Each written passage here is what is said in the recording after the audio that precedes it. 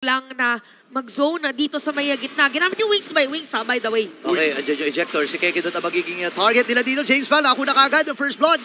Pero si Demon Camp. Problema ngayon, constant trades yung naharap ng Rora. Okay. Alam mo parang, uy, wait lang, top lane! Ay, naku, nagamit pa agad yung Shadow Kill para makakatakas. Oh! Nakuha pa ng kill bago mamatay. James Punks ay killing spree na pero nakaisa si Demon Kike. Ngayon, nagsata nila dito itong si Edward. Yung hindi ako makahampas kasi nawawalan ako ng XP. Oo, wait lang. Oy, Feather Nurse, nagamit na kagad dito yung UA. James Punks ang magtatagumpay. Pero sinamahan pa rin ni Keke doon sa may matalikod. Pero may ibit ata siya, Edward versus 2. Ngayon, nanigas siya dito habang kailangan niyang umatras. Nagamit na nga kagad yung kanya mga combo. Pasok si Demon Kite, Shadow Kill. Pero sakto lang na sumabog na rin yung passive dito na Pride of Fights. Demon Kite with a kill. Andito Uy, yung mga ay! threat mula kay Demon Kite. Nakakuha din ang kill itong paldong ito. Bush, abot mo yung orange bush, Renny J. Wait na, kung sino yung nagamit na. Sino ang ibabato? Sabi ni Keke doon, sige si Renny Day na, pero masakit! Andun yung mga flash combo mula dito kay Edward, nakipagsabay na sa 4. Pero the-dive pa rin under the base.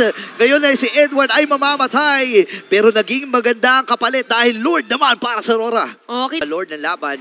Si Keke doon, nakita niya, sabi niya mukhang marami to ha. nag-conceal. Kita.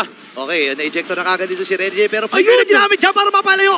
Ngayon naman ni Shadow Kill mula dito kay Demon Kite rather. Habang Feather Shark mula dito kay Yue. Demon Kite nakakuha na ng kill. Atras muna siya dito. Ngayon may mamamatay din si Der. Mula dito kay Demon Kite. Nakadalawa na kaagad ang Smiling Demon. Si James Bang sa lala dito na. Ginamit niya yung kanyang retribution pero makakasunod siya.